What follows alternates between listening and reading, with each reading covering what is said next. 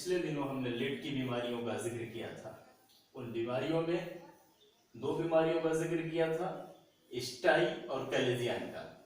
आज हम लिड की एक नई बीमारी जिसका नाम ब्लेफराइटिस है का जिक्र करते हैं। ब्लेफराइटिस जैसा कि आप यहाँ देख सकते हैं, it is a subacute और chronic inflammation of lid margins. That the means की लिड की मार्जिन का क्रॉनिक या एक्यूट फेज का इंफ्लेमेशन ब्लेफराइटिस कहलाता है।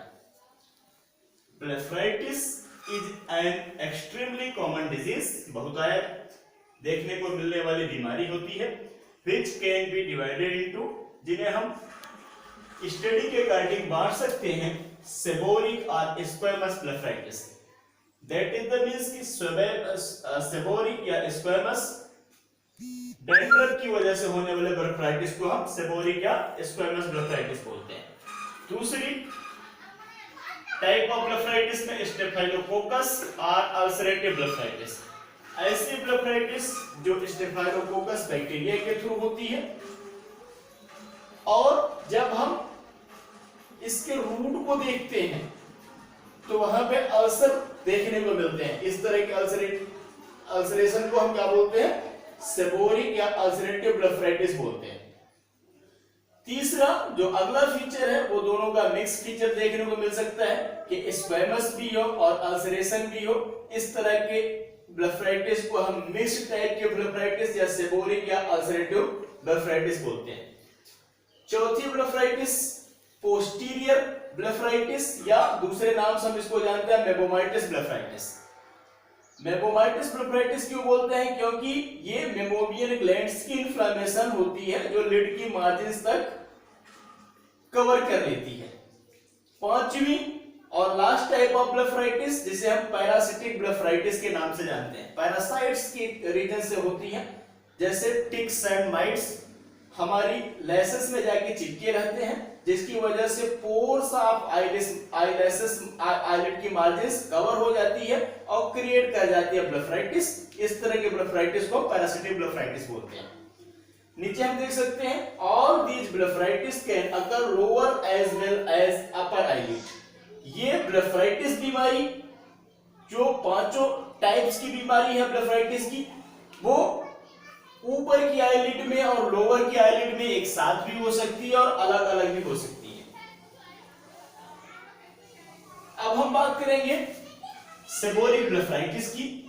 सेबोरिक ब्लेफराइटिस को हमने स्क्वेमस के नाम से भी जाना था, जैसा कि हमने जिक्र कर दिया था। स्क्वेमस डेंड्रफ के कारण होने वाली ब्लेफराइटिस को हम सेबोरिक ब्लेफराइटिस बोलते हैं। अब कार्जेज और सेबोरिक ब्लेफराइटिस में हम यहां स्टडी करेंगे। यूजुअली इट में स्प्रेड बाय डेंड्रफ, बिल्कुल क्लियर शब्दों में ये बात कही गई है, इट में स्प्रेड बाय डेंड्रफ और scale, but responsible factor is Corynebacterium acne is 2। Clear बिल्कुल चीजें हैं कि कॉर्निबैक्टीरियम एक्ने मुहासे को हम बोलते हैं। अगर किसी को मुहासा है उसको ज्यादा रिस्क फैक्टर होता है सेबोरिक ब्लेफराइटिस का, सेबोरिक ब्लेफराइटिस होने का। मेन जो कॉजेज है डेंड्रफ या स्केल होता है, लेकिन कॉर्निबैक्टीरियम एक्ने बैक्टीरिया भी रिस्पांसिबल हो सकता है फैलने के लिए सेबोरिक ब्लेफराइटिस का। अब हम जिक्र करेंगे कि ब्लेफराइटिस डेफिनेशन हमने पढ़ ली, टाइप पढ़ ली, अब कॉजेज ऑफ सेबोरिक ब्लेफराइटिस पढ़ ली। तो अब इसके बाद हम जिक्र करेंगे सेबोरिक ब्लेफराइटिस में क्या क्या दिक्कतें पेशेंट को फील होती हैं। तो you can say here symptoms of blepharitis. First symptoms लिखा है माइल्ड डिस्कम्फर्ट। पेशेंट को क्या होता है? डिस्कम्फर्ट फील होता है। डिस्कम्फर्ट फील से ताल्लुकात है कि आईज को वो बार-बार रब करेगा, रगड़ेगा, या बार-बार क्या करेगा? हार्ड क्लोजिंग और ओपनिंग करेगा। दूसरा क्लियर एकदम बिल्कुल यहां लिखा हुआ इरिटेशन, खुजली भी हो सकती है, वाटरिंग भी हो सकती है, आंखों से पानी लगातार गिर सकते हैं। और जो मेन पॉइंट है फॉलिंग ऑफ आईलैशेस, जो किसकी वजह से होता है? डेंड्रफ की वजह से होता है। जो हमारी आईलैशेस है वो फॉल कर सकती है, गिर सकती है। तो आप टोटली कह सकते हैं कि इस बीमारी में ब्लेफराइटिस की, सेबोरिक ब्लेफराइटिस की टाइप की बीमारी में आंखों की लैशेस जो होते हैं वो गिर सकते हैं। अब हम बात करेंगे सिम्टम्स की, जिक्र कर लिया। अब साइन की बात करेंगे। साइन में हम देखेंगे कि आइलेसिस के जो रूट होते हैं उस पे क्या दिखेंगे, डेंड्रफ दिखेगा या स्केल सीन दिखेंगे। दूसरी चीज थिकनेस ऑफ लिड मार्जिन, जब रूट ऑफ ग्लैंड्स क्लोज होते हैं तो ग्लैंड्स के फंक्शन डिसफंक्शन हो जाते हैं तो मार्जिन पे क्या आ जाती है, इन्फ्लामेशन आ जाती है, थिकनेस आ जाती है। Removing of scale underlying surface has no ulcer, अगर हम किसी डेंड्रफ को या स्केल को वहां से रिमूव करते हैं फोर्सेप्स से तो उसके नीचे किसी तरह का कोई अल्सर देखने को नहीं मिलता। ये सबसे बड़ा फर्क होता है अल्सरेटिव टाइप की ब्लेफराइटिस का सेबोरिक टाइप की ब्लेफराइटिस से। तो फ्रेंड्स यहां हम एक पढ़ ली, स्टडी कर ली, definition, type, causes, symptom, sign. अब हम उसके ट्रीटमेंट की बात करते हैं। ट्रीटमेंट में सबसे ज्यादा जो जरूरी चीजें होती हैं कि डेंड्रफ डेवलप ही ना हो, डेंड्रफ डेवलप ना हो उसके लिए हम रिच डाइट लेते हैं, प्रोटीन, न्यूट्रिएंट्स, साथ में विटामिन सी रिच मात्रा में खाते हैं। विटामिन सी के हमारे स्रोत क्या क्या है, लेमन हो सकता है, ऑरेंज हो सकता है।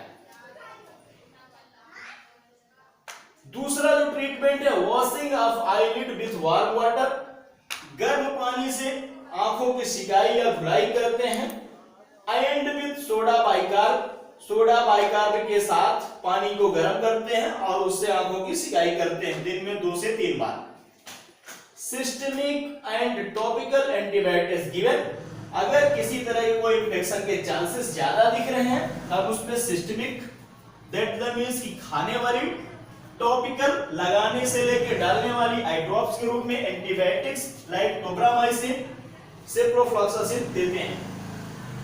नेक्स्ट पॉइंट, स्टेरॉइड आई ऑइंटमेंट यूज करते हैं। स्टेरॉइड